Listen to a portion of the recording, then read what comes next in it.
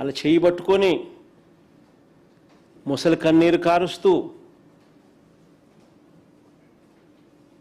న్యాయం చేస్తాను అని ఇదే చంద్రబాబు నాయుడు మళ్ళీ యూటర్న్ తీసుకొని ఇవే మాటలు.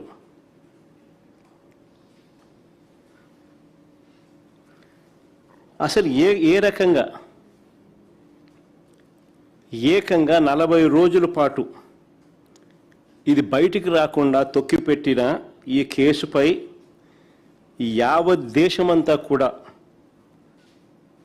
దిగ్భ్రాంతికి గురైతే 40 రోజుల పాటు, ఇన్ఫ్యాక్ట్ మేము పోయి 40 కూడా కాదు, దాదాపు 46 రోజులు నేను పోయిన తర్వాతనే పోయిన 4 రోజులకు అరెస్టులు, 46 రోజులు దీన్ని కేసును తొక్కిపెట్టి ఈ కేసుపై యావత్ రాష్ట్రమే కాదు దేశమంతా కూడా దిగ్భ్రాంతికి గురైతే అసలు ఏం జరిగిందో, చట్ట ప్రకారం ఎంతమంది మీద, ఎంతమంది పెద్దల మీద ఎలాంటి చర్యలు తీసుకున్నారో చెప్పాల్సిన బాధ్యత ముఖ్యమంత్రి మీద లేదా అని అడుగుతా ఉన్నా.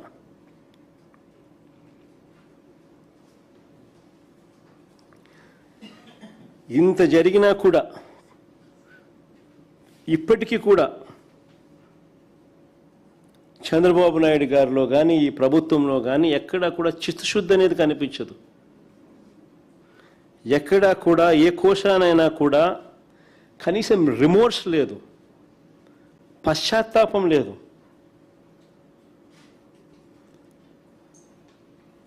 సాయి కృష్ణ రిమాండ్ రిపోర్ట్ ఒకసారి చూస్తే, ఈ సాయి కృష్ణ రిమాండ్ రిపోర్ట్ ఒకసారి చూస్తే వీళ్ళు చేస్తా ఉన్న దర్యాప్తు తీరును ఒకసారి గమనిస్తే కేసును వీక్ చేసేందుకు పై వాళ్ళను ఎలా కాపాడుతున్నారో చాలా స్పష్టంగా కూడా కనిపిస్తాయి ఆధారాలతో సహా.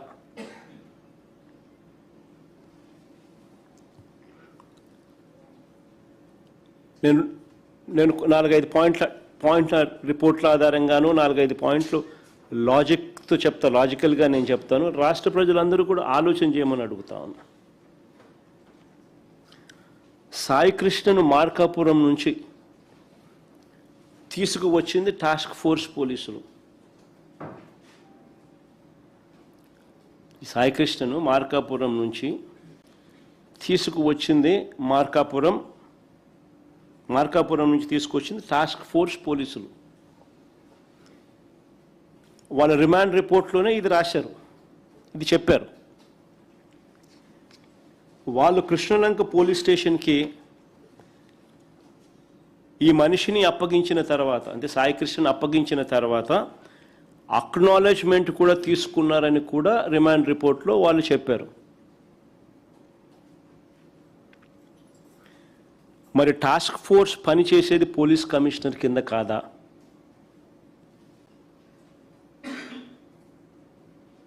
మరి టాస్క్ ఫోర్సు పనిచేసేది పోలీస్ కమిషనర్ కింద కాదా?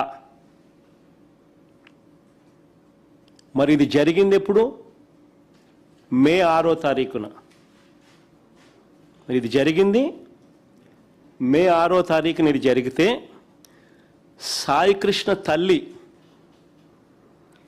మే 28న, సాయి కృష్ణ తల్లి మే 28న రాత్రి 7:26 ఇదే విజయవాడ సిపికి అర్జీ ఇస్తూ, ఇదిగోండి కాపీ కూడా, అర్జీ కాపీ, టైమింగ్ కూడా రాసింది చూడండి దాంట్లో. సాయి కృష్ణ తల్లి ఇదే సిపికి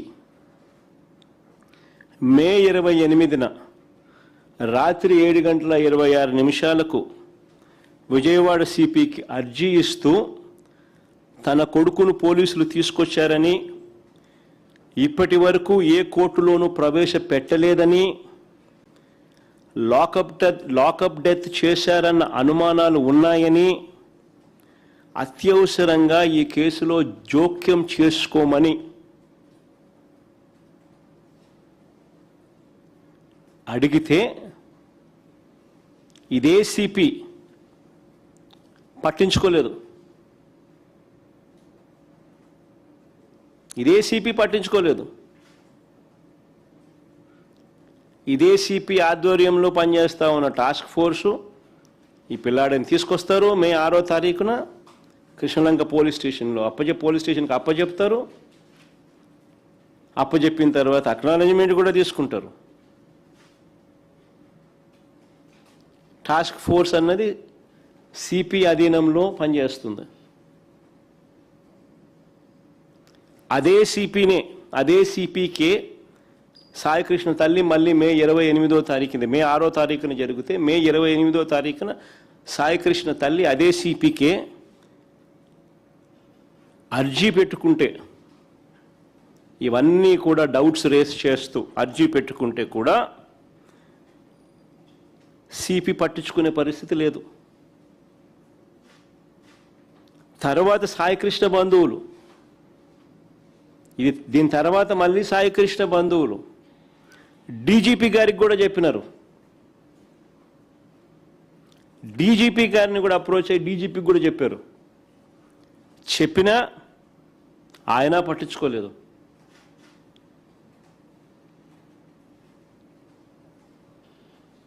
మరి రాష్ట్రంలో వ్యవస్థలు కుప్పకూలిపోయాయి అని చెప్పడానికి ఇవన్నీ నిదర్శనాలు కావా?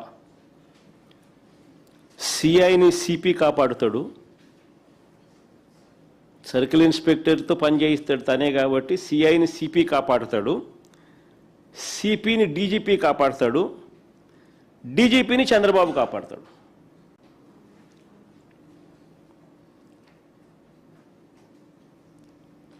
ఇవన్నీ రాష్ట్రంలో కనిపిస్తా ఉన్నా, మన కళ్ళ ఎదుటే కనిపిస్తా ఉన్న సాక్ష్యాలు. కుప్పకూలిన పోలీస్ వ్యవస్థ, దిగజారిపోయిన పోలీస్ వ్యవస్థకు అద్దం పడతా ఉన్నాయి. మరో ఘటన దీనికి కనెక్టెడే, దీనికి రిలేటెడే. మరో ఘటన, దళిత యువకుడు క్రాంతి కుమార్ వీడియో. దళిత యువకుడు క్రాంతి కుమార్ మరణ వాంగ్మూలం ఇస్తూ సోషల్ మీడియాలో తాను మాట్లాడి ఆత్మహత్య చేసుకున్న వీడియో వైరల్ అవుతా ఉంది.